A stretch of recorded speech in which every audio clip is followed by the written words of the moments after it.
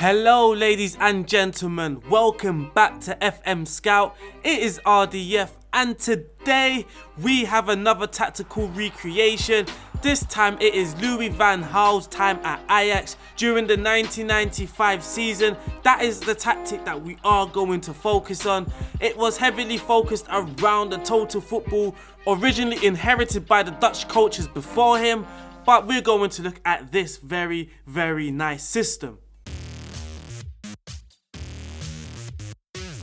Under Van Gaal, Ajax became the Dutch champions 3 times in 1994, 95, notably going the entire season unbeaten in both League and Champions League, and then they won it the 3rd time in 1996. Van Gaal was set on making the total football brand dominant again, whilst football had changed a lot since Johan Cruyff. What Van Gaal had in his arsenal was the tactical knowledge to make changes according to the opposition. Van Gaal was very flexible in his approaches to games depending on the opposition. You would notice subtle changes. For example, if teams pressed higher up the pitch and marked out Ajax deeper creators, then Van Gaal wasn't afraid to go more direct with his play. Van Gaal shaped up his Ajax side in a 3-1-2-1-3, which you could say was very similar to Johan Cruyff. The shape itself is key to the football known as total football, as it could gain numerical advantage all over the pitch. In attack, you have 3 main attackers, with the player on top of the diamond being able to make it a 4th player. In midfield, the diamond-shaped midfield helped retain possession very well, and more often than not, this is where Ajax had the most advantages. At the bottom of the diamond, there was a playmaker, whilst the 2 wider CMs were the very hard workers. The CMs had to have the tactical knowledge to move around and be in the right places, with the player on top of the diamond being able to come deeper to collect the ball or be more of a shadow striker. Then there was 3 at the back, depending on the shape of the opponents. Again, often enough, Ajax had advantages with plenty of bodies. During play, the wingers were important to the attacking phases, as often they would need to stay out wide, and by staying out wide they are stretching the pitch. This often left spaces in the channels or half spaces, and this space could then be occupied by the attacking midfielder or even the CMs to make a more of an underlapping run. Also helping stretch play was the striker. He often stayed on the line of the opponent's defence, occupying them and keeping them busy. The attacking midfielder had the duty to attack the space created and also dropping deeper into spaces to collect the ball and also to be able to play make. In midfield, there were triangles that could be formed in order to keep possession effectively. The central midfielders, the shuttler duo, had to be very disciplined to not make overlapping runs or any movements that could affect the diamond shape in the midfield. In defence, often enough you will see the 2 wider centre backs having the ability to move into the wider spaces. This helps with angles when playing out from the back. And in central defence, there was a sweeper, possibly a libero, as he had the quality to sweep up from the back but also bring the ball forward into midfield. This is key as size started to man mark Ajax's deeper playmaker in midfield, so that central defender then became that extra man in midfield. So now we have covered a little about the description of the tactic and Van Gaal. Now let's look at the tactic in FM20 itself. Hopefully, again, just like my last video, this could be a system that can be used in FM21, as we hope. We don't know that for sure, of course.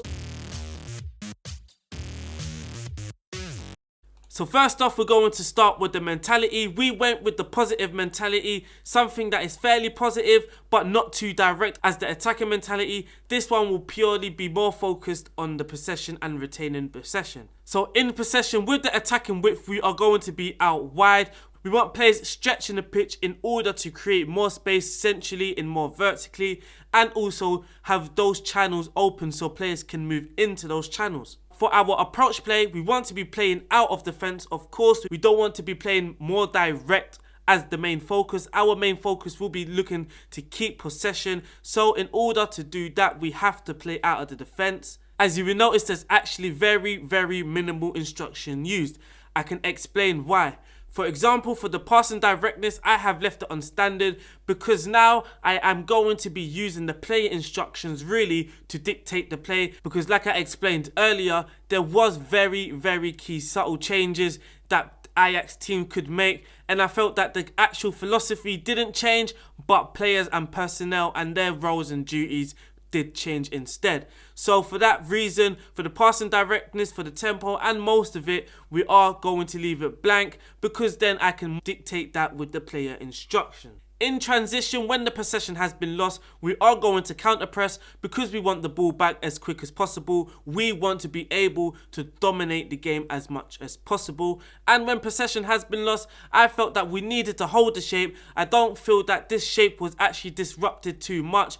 This shape was mainly kept throughout the whole 90 minutes of play. Of course, there was certain movements like the central defender being able to bring the ball out of defence, which would then effectively make a two-man defence. But then, because in real life that tactic was very, very fluid, if that did happen, the defensive midfielder was then able to drop back into defence. For the goalkeeper in possession, again to try and retain that possession, we are going to be distributing it to our centre-back and we are going to roll it out. Roll it out is just something that I prefer. You could have went with the take short kicks, but I just prefer to roll it out. For me, it keeps the possession much, much better. Out of possession is obviously key because we want to win the ball back and we want to be dominating games. To be able to dominate games, you must have the ball. If you don't have it, you must win it back.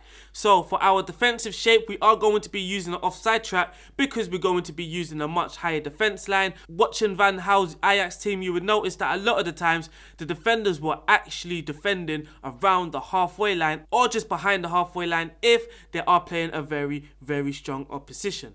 For the line of engagement, we have gone with the higher line of engagement. The defensive width is set on standards. We don't want to be too narrow. Because we are playing three central defenders, we don't want them to be on top of each other when the ball goes out wide and we have to defend. And for the pressing intensity, we have gone for the more urgent pressing intensity. Again, trying to be dominant out of possession, trying to win the ball back. And we are going to be preventing short goalkeeper distribution. For the player roles, the sweeper keeper is very, very key in the system because he has to be very, very good with the ball at his feet. He needs to be able to also pick out those very, very good passes. So for that reason, we went for the sweeper keeper on attack. For the two central defenders out wide, we have gone with the ball playing defender with the instruction of staying wider. They need to be able to stretch the defence and to give better angles to be an option for them to receive the ball. In the central defence, we have gone with the libero. I could have went for the ball playing on cover, but I went for the libero instead because I felt that this was better in taking the ball out of defence.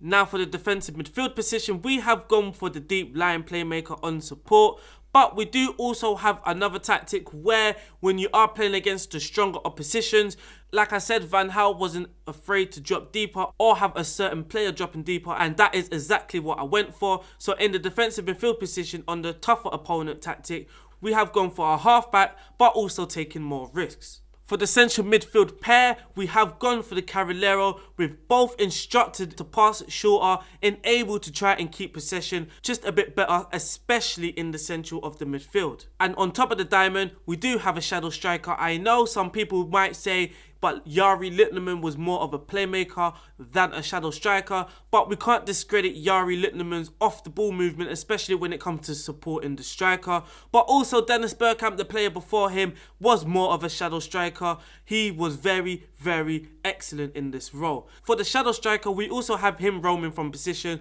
trying to pick pockets so he can be more effective in play. Now, the two wingers are very, very key to the setup because they are the two players that are going to be setting the width. They are going to be the main players stretching the play. So for that reason, I have given them the winger on support as they will be staying wide and also running wide with the ball, stretching the play. For the instructions, I have given them pass it shorter because you would notice that they actually play a lot of balls inside rather being more direct, going down the byline, driving down the byline. They would often look to pass the ball inside. I have also given them a hold position instruction as they are the only players on the flanks. That gives us some stableness when it comes to defending. But also, again, I don't want them roaming around the pitch because I need them to be focusing on mainly stretching the play. And finally, we have the advanced forward up top who has no instructions. He is simply going to get further forward and also move into channels, hoping him and the shadow striker can exploit the spaces created, especially by the two wingers who will be stretching the play. Now, I do have a tactic that is mainly designed for the stronger opponents.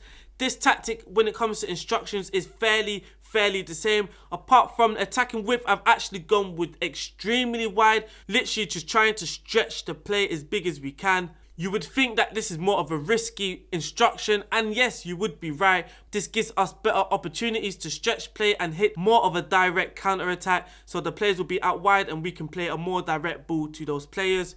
And for the tempo, I have gone for slightly lower, but please take in mind I only went for slightly lower when I play at home against tougher oppositions. So just for a little example, if I was playing Barcelona, Real Madrid, or even Feyenoord, PSV in the league, I would play a slightly lower tempo only at home, but when I play away, I still want to go with a slightly higher tempo, because I notice you're not going to be controlling those games just as well as you would when you are playing at home. You want to have a more direct element when you are playing away. But now we have covered the tactic, let's look at some of the results. As you can see in the league, Ajax played 34, they won 26 of those games, drawing 7 and losing 1. The one game that they lost to was PSV. The most frustrating thing about that was that we lost that game literally when there was 2 games to go. So we was on course to doing the whole season unbeaten. When it got to the 32nd game, that is when we decided to lose. When it comes to the possession stats, you can see that we completely dominated with 62% average possession in the league. Absolutely excellent. When it comes to goals, we also topped that list. With the pass completion ratio, you can see that we completed 90% of our passes. That is very high number. So you can see that the possession stats is very excellent. As you can see here, we also made the most passes completed with 18,448 passes completed. When it comes to chances created, we also created 86 chances, which is not the most in the league, but it's still a very decent number. And when it comes to fouls against, you can see that we was very difficult to play against, as we were fouled 600 times and we made 17 dribbles per game. When it comes to conceded, you can see that we conceded least in the league with the most clean sheets, so we also have the best defence in the league. When it comes to player stats, you will see here that Huntelaar actually scored 29 goals in the league. For a 36-year-old, he scored 33 goals in 38 games. Absolutely incredible. When it comes to assists, you can see we actually have a few names in this list. So Dusan Tadic, David Neres, Quincy Promes and David Clausen, all with high number of assists. Dusan Tadic with the most, with 20 assists. And when it comes to chances created, Tadic created the most chances in the league, with Quincy Promes and Clausen also on the list. When it comes to pass completion, we actually have so many players in the top 10. I think 7 of the top 10 players are actually our players. And in this list, you can see our goalkeepers in there, but Gravenberch also, Daley Blind, Lisandro Martinez, David Clausen and Tagliafico, all on that list. When it comes to dribbles per game, you can see that our 2 wingers, David Neres and Promes, with very high numbers of dribbles per game. So now looking at the fixtures, we started very well. That also came with an 8-0 victory away from home. We got a very heavy defeat in the Champions League against Istanbul. We then did recover, but then again in the Champions League, we lost to Manchester City at home and away. At this point, I noticed that we needed to make some changes when it came to the Champions League tactic, and that is when I started to use the stronger opponent tactic. And then you can see here the Champions League results started to pick up, but by then it was just simply too late to qualify to the next stages with the Champions League. That was very difficult. Ajax's updated team actually has a very lot of key players missing. I mean, our main striker was Huntelaar, though he did do very well. He was actually our only striker. Then we had to play Tadic when Huntelaar couldn't play. It was kind of a mess when it comes to the squad build.